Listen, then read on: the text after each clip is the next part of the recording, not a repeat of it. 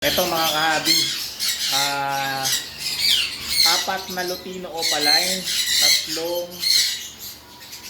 tatlong Vicino Opaline, saka isang Cremino Opaline. Yan, mga harvest po natin siyempre sa tulong po yan ng Bitmin Pro at Egg 1000 mga kahabi. Para sa mga lakas ng ilakay, fertile na mga itlog.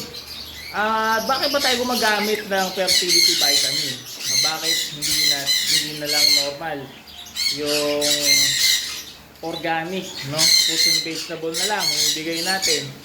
Pwede naman po yun mga kahabi. Kaya lang kamukha sa tao, sa atin, no?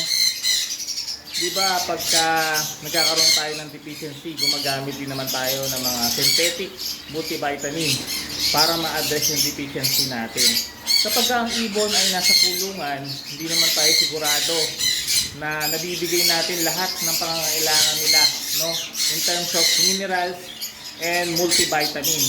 At dahil doon, kailangan tayong magbigay ng mga synthetic na multivitamin para hindi ma-prevent natin yung deficiency sa ating mga alagang ibon. Para matagal yung pagkakagamit natin sa breeding nila bago sila magloko sa breeding, no? Kaya nagluloko sa breeding niya pag tumatagal kasi nagkakaroon na ng deficiency. So kapag na-address natin yung deficiency, nalilimit natin, tumatagal yung ibon sa breeding, no? Tumatagal ng 2 taon, 3 taon, hindi mo pa napapahinga. Pero minsan may mga ibon na hindi mo ginagamitan ng multivitamin, maaga silang namamahinga, no? Makikita mo nagloloko na yung breeding, isa na lang yung nagpe-fertile o kaya hindi na nagpe-fertile. Yun po, nagkakaroon na ng deficiency. Kaya dapat po gumagamit tayo, no, ng multivitamin supplement lang naman po yan. Hindi naman ibig sabihin doon natin iaasa yung vitamina ng ibon natin, no. Papakainin pa rin natin ng fruits and vegetable. Tapos magdadagdag lang tayo ng supplement para maiwasan natin yung deficiency sa mga alaga nating ibon.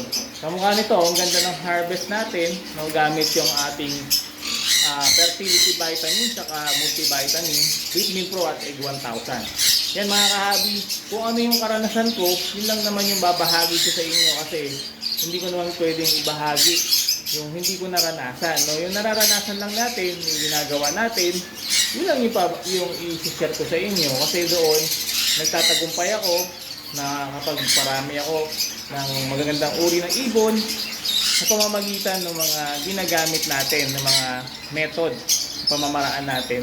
Yun po yung sinishare natin sa ating mga kahabi. Okay?